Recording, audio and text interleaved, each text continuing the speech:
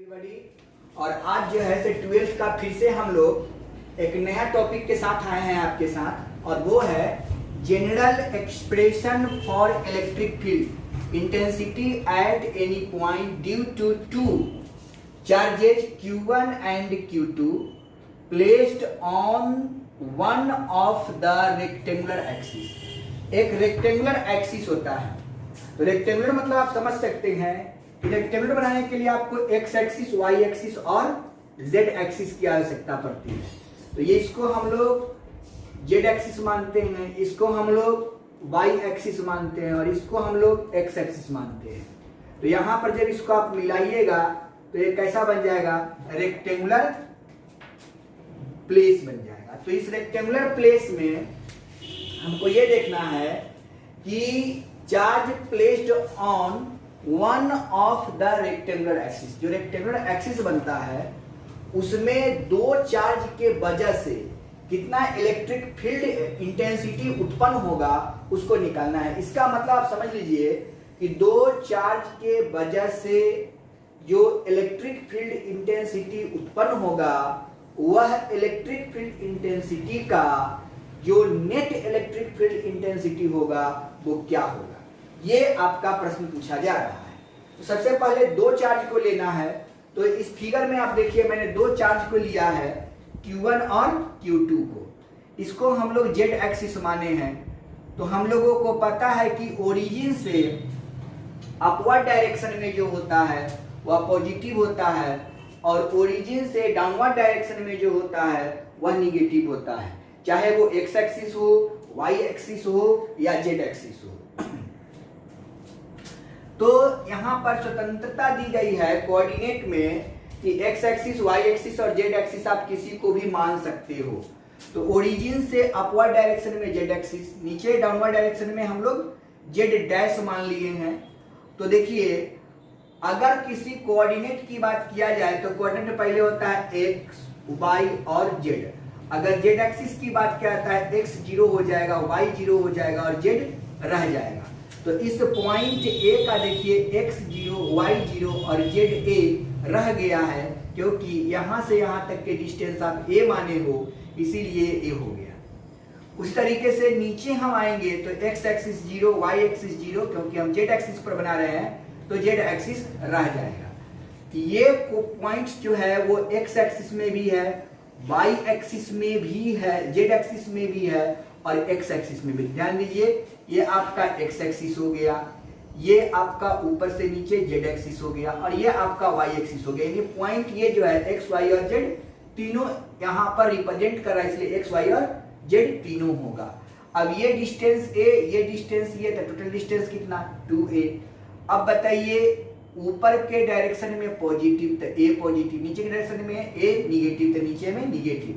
According to law of vector addition हम क्या जानते हैं, जरा गौर करिएगा और इसको समझने का प्रयास कीजिएगा।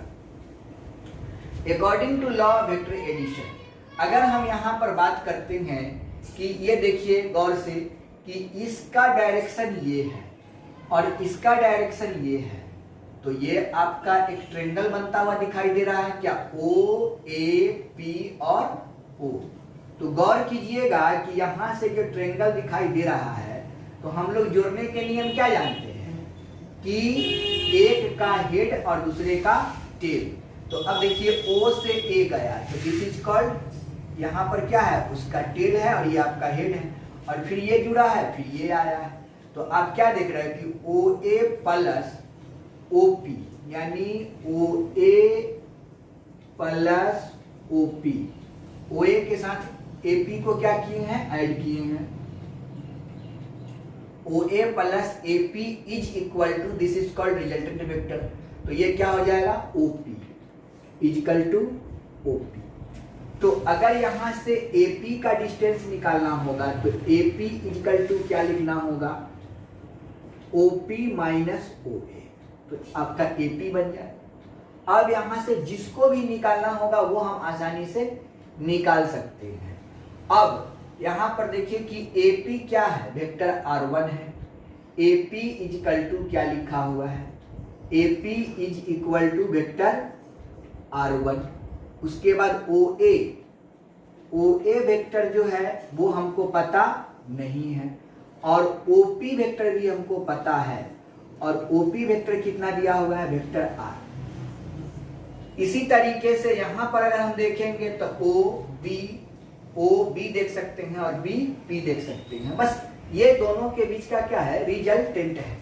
तो अब यहां पर देखिए ये वेक्टर आर जो है वह किसके बराबर है, तो वेक्टर आर यही न है, ये पी पॉइंट पे यही दिया है। तो पी पॉइंट कौन है, एक्स वाई जेड, इसमें तीनों है।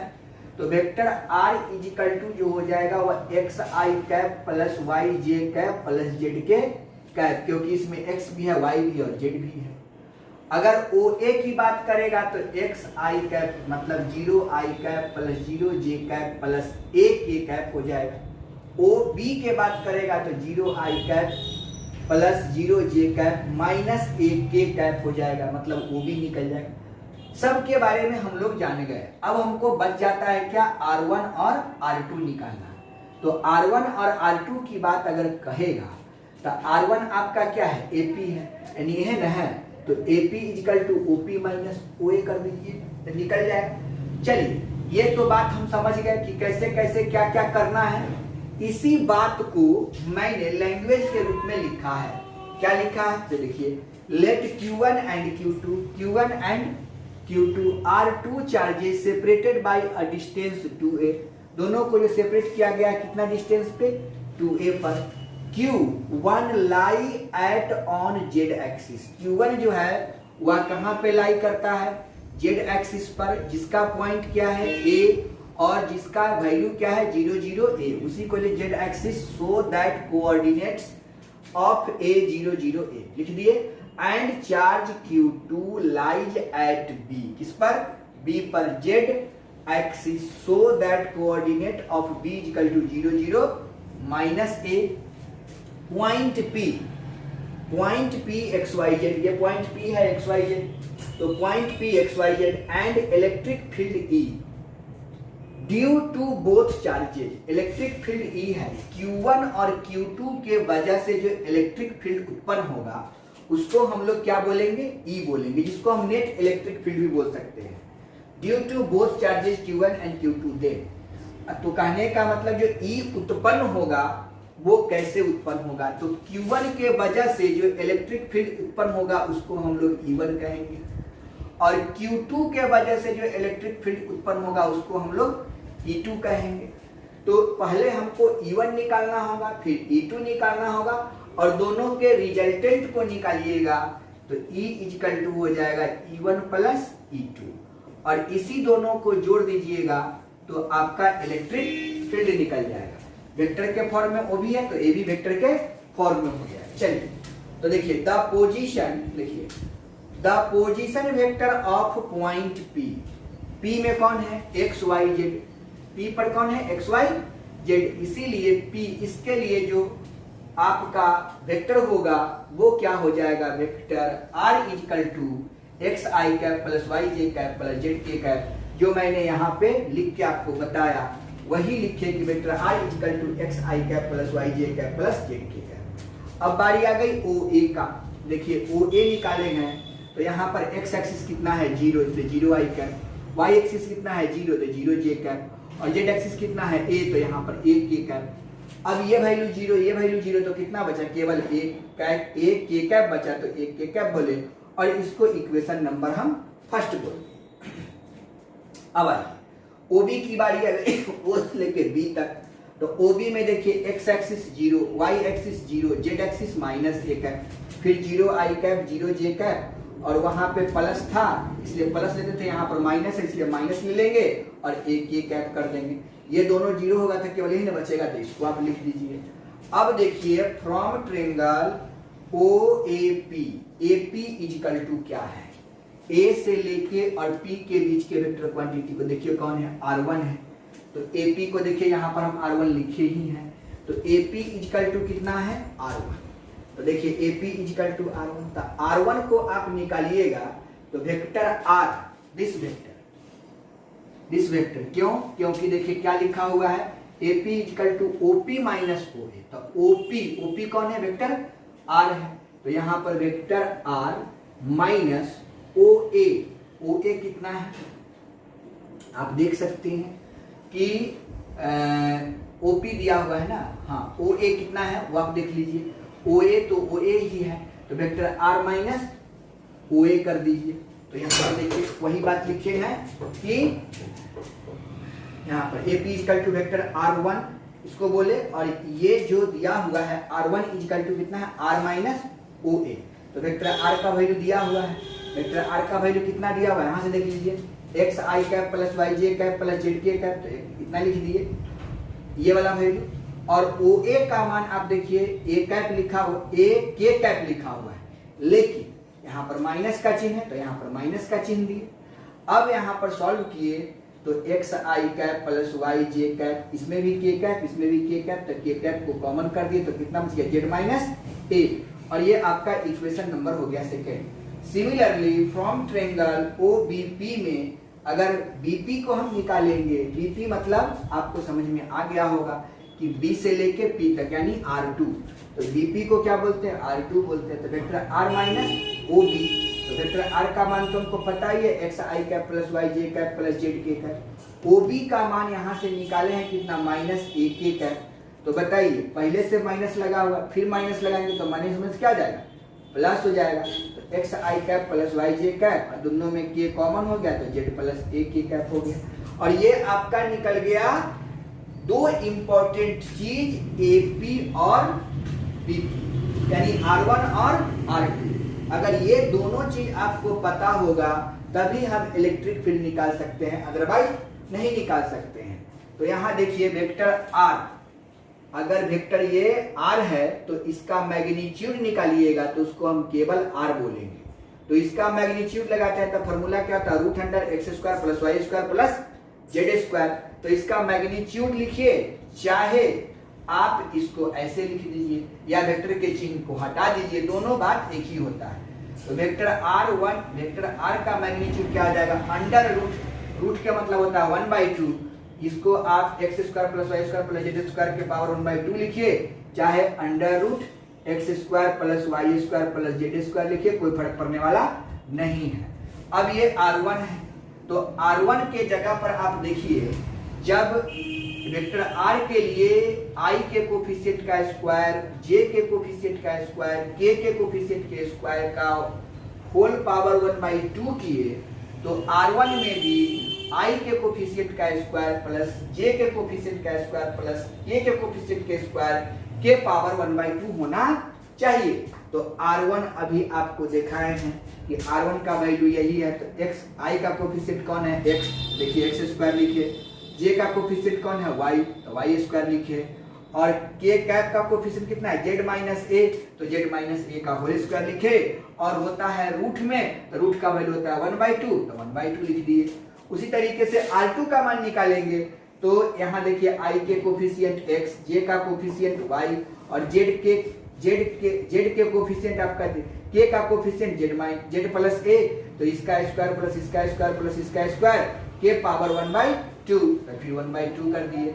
अब electric field Q1 at a point P, Q1 के द्वारा जो इलेक्ट्रिक फील्ड उत्पन्न होगा वो क्या होगा वो देखिए, तो vector E1 equal to 1/4 pi epsilon naught, electric field का फॉर्मूला होता है 1/4 pi epsilon not into Q1 बटे R स्क्वायर, तो वेक्टर के फॉर्म में है इसलिए R1 कैप बटे R1 का स्क्वायर। इसी को आप दूसरे तरीके से लिख सकते हो 1/4 pi epsilon not into Q1 into vector R upon vector R1 के मैग्नीट्यूड का होल क्यूब, ये हो जाएगा। अब जब electric field Q1 at point P के द्वारा हो सकता है तो क्या electric field Q2 at point P नहीं होगा? तो होगा, और उसके लिए निकलेगा सेकेंड इलेक्ट्रिक फील्ड का वैल्यू। तो हम लोग इसके बारे में थोड़ा सा देख लेते हैं कि क्या होता है। तो सेकेंड जो आपका टर्म बन रहा है वो इसके लिए, इस वर्ड के लिए आप क्या लिखिएगा, इलेक्ट्रिक फील्ड Q2, क्या लिखिएगा, electric field Q2 at point P, at point P is, तो क्या लिखिएगा E2 is equal to, vector के फॉर्म लगाइएगा, तो E2 is equal to 1/4 pi epsilon naught into Q2, समझे। और आर कैप यहाँ R2 का कैप है, तो यहाँ वेक्टर R2 बटे R2 का होल क्यूब कर दीजिए, यहाँ पर वेक्टर का चिन्ह लगा दीजिए।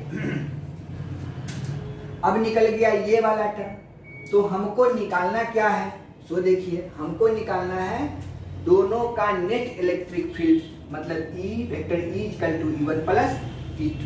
तो यहाँ पर क्या हो जाएगा, आप देख सकते हैं कि R2 का मान पता है, Q2 का मान पता है, सब पता है।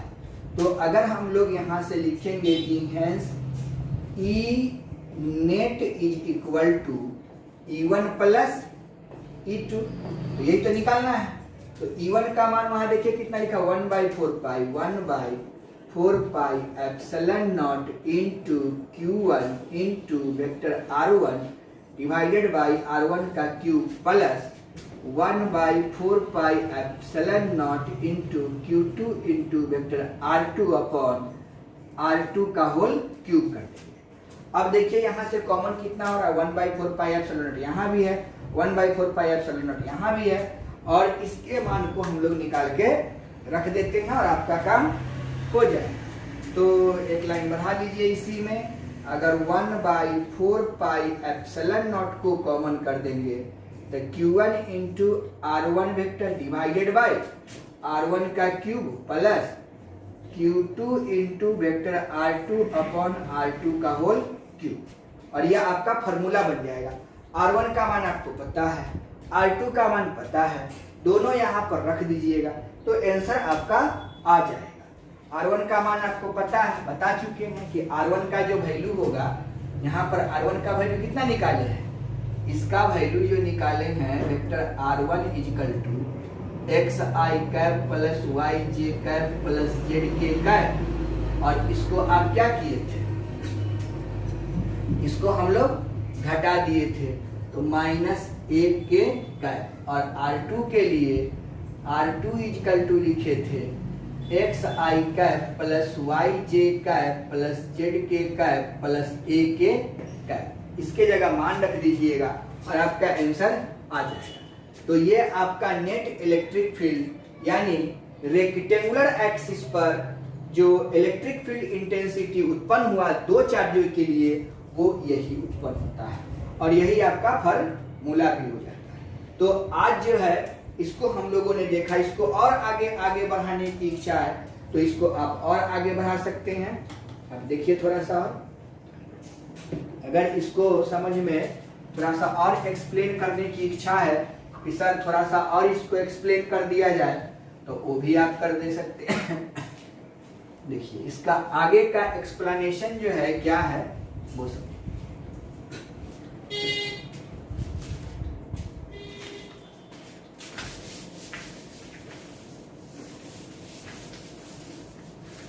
देखिए। अब हम लोग क्या लिख सकते हैं कि नेट इलेक्ट्रिक फील्ड इंटेंसिटी जो लिखे हैं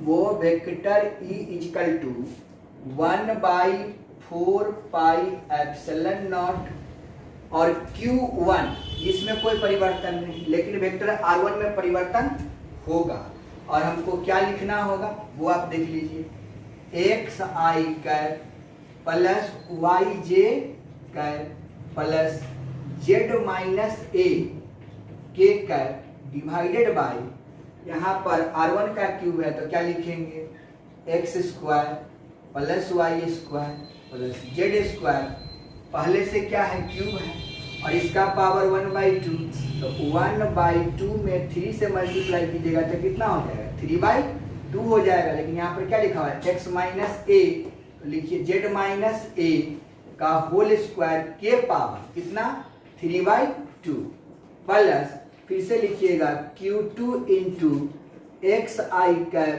plus YJ cap plus Z plus A के cap divided by x square plus y square plus z plus A के होल स्क्वायर के पावर 3/2 3/2। तो ये आपका इस रूप में भी इसको आप लिख सकते हैं, इसमें कोई कंफ्यूजन नहीं है। तो आपने देख लिया कि किस तरीके से रेक्टेंगुलर फॉर्म होता है, तो हम उसका दो चार्ज के वजह से जो इलेक्ट्रिक फील्ड इंटेंसिटी निकलेगा वो क्या निकलेगा, ठीक है। उसको जो है से अब हम लोग नेक्स्ट टॉपिक को ये समझ में आ गया होगा, और ये इलेक्ट्रिक फील्ड का लास्ट टॉपिक था और ये समाप्त हो गया। तो अब हम लोग क्या करेंगे कि नेक्स्ट टॉपिक जो हम पढ़ाएंगे वो आपका इलेक्ट्रिक फील्ड के बाद है इलेक्ट्रिक पोटेंशियल। तो इलेक्ट्रिक पोटेंशियल के बारे में आपको हम बता देंगे, और कैपेसिटेंस ऑफ कैपेसिटर का वीडियो अपलोड किया हुआ है। तो केवल इलेक्ट्रिक पोटेंशियल को पढ़ाने के बाद कैपेसिटेंस ऑफ कैपेसिटर को हम पढ़ा चुके हैं, तो आप समझ चुके होंगे कि आपका सिलेबस इलेक्ट्रोस्टैटिक समाप्त हो गया। तो हम लोग नेक्स्ट वीडियो में पढ़ेंगे, जो बचा हुआ है उसको कर लेंगे। और आपका ये थ्योरम बहुत इंपॉर्टेंट है, इसको 2-3 बार आप लोग बनाइएगा, आपको समझ में आ जाएगा। नेक्स्ट टॉपिक जो है करंट इलेक्ट्रिसिटी हम लोग पढ़ेंगे, एक क्लास और लगेगा। तो आप लोग इसको अधिक से अधिक बच्चों तक पहुंचाने का प्रयास करें और कोशिश करें कि इस लॉकडाउन अवधि में अधिक से अधिक बच्चे पढ़ ले और उससे लाभ वो उठा ले। तो आज यहीं तक, जय हिंद जय भारत।